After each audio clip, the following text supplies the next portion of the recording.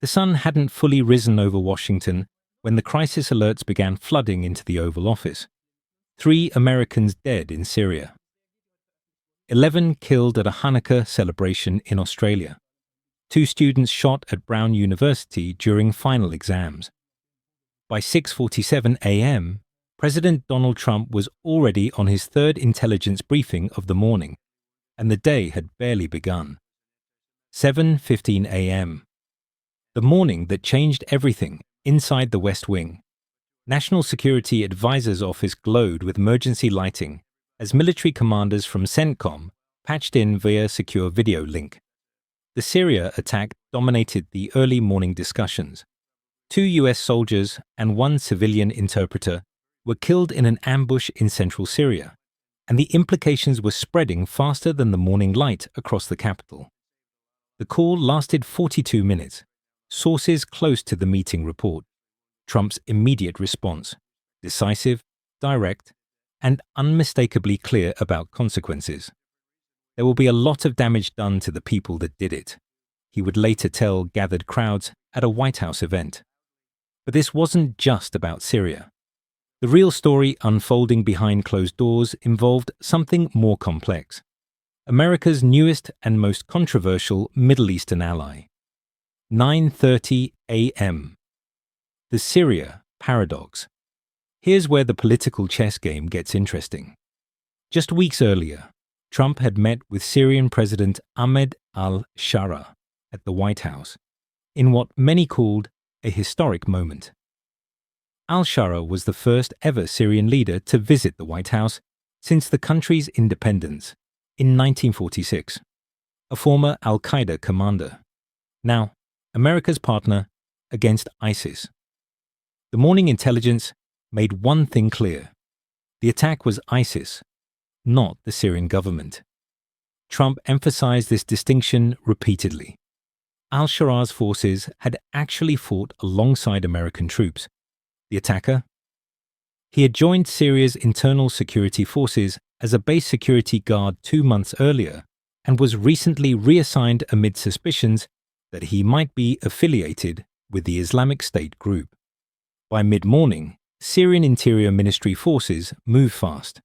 5 suspects were arrested by Syrian forces in connection with the ambush. The coordination between Damascus and Washington had never been tighter or more controversial. 11 a.m. Healthcare headache returns.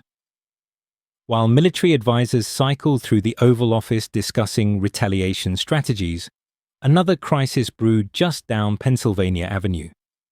On Capitol Hill, the healthcare battle that had consumed Congress for weeks was reaching its breaking point. The deadline loomed like a countdown clock. December 31st, 2025. That's when Enhanced Affordable Care Act subsidies would expire, potentially skyrocketing insurance premiums for millions of Americans in the new year. House Republicans had just unveiled their solution on Friday, and it was already falling apart.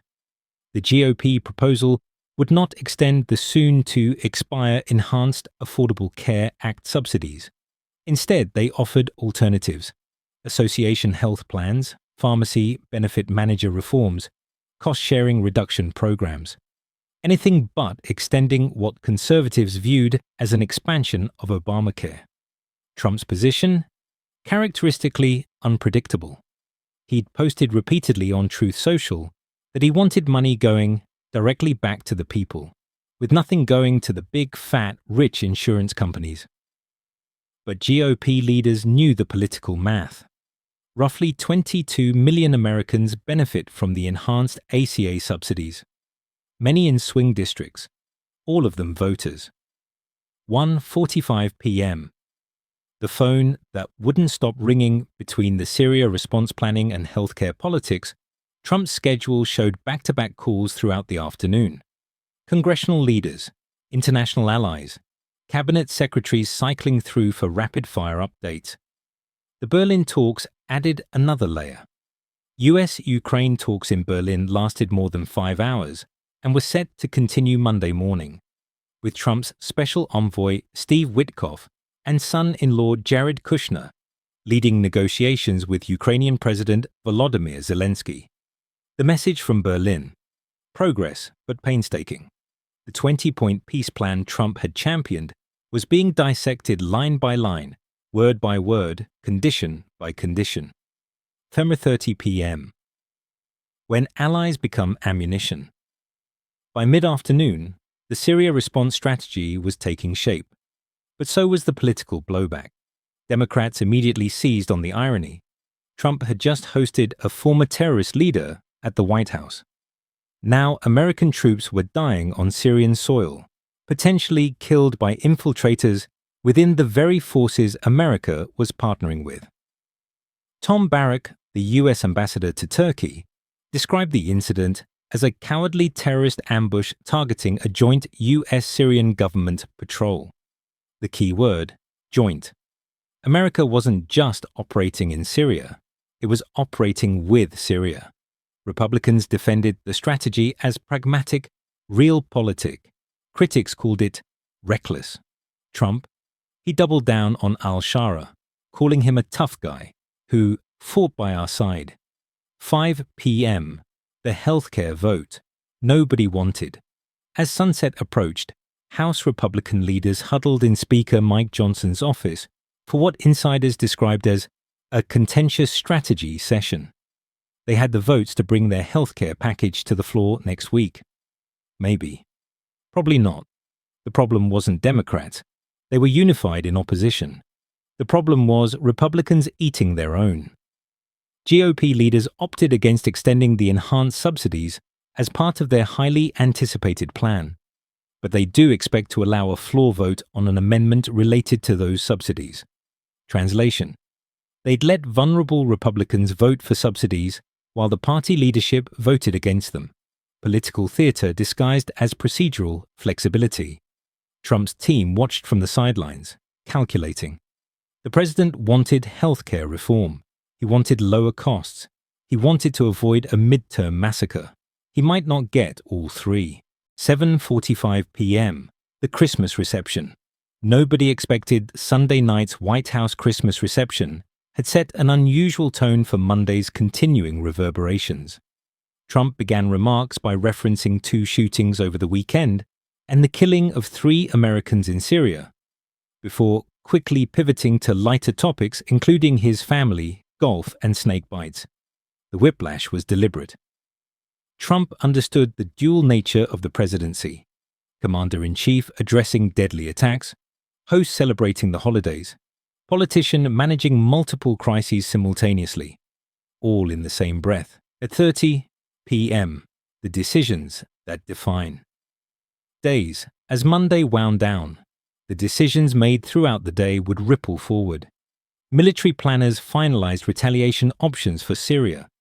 House Republicans counted votes they didn't have. Negotiators in Berlin prepared for another marathon session Tuesday morning. Fox News had reported days earlier that Trump's schedule shows 10-hour workdays with 21 meetings daily. December 15th exceeded even those numbers. The crisis pace had become the new normal.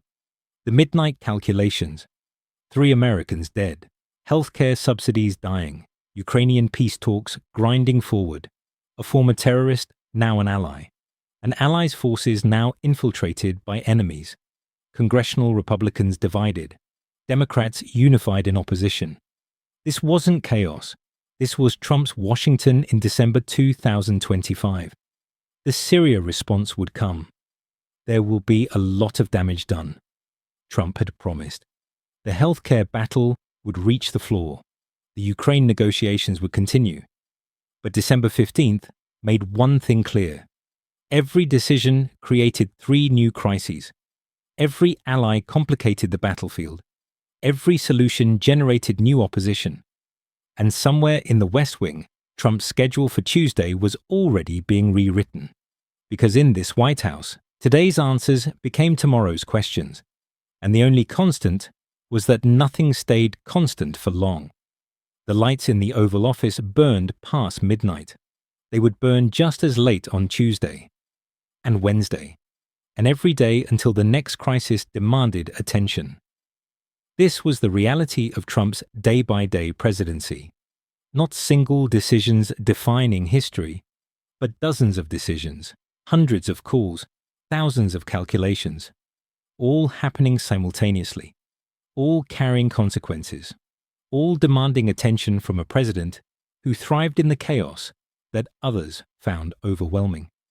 December 15th, 2025, wasn't extraordinary because of what happened. It was extraordinary because it was ordinary, and tomorrow would bring more of the same.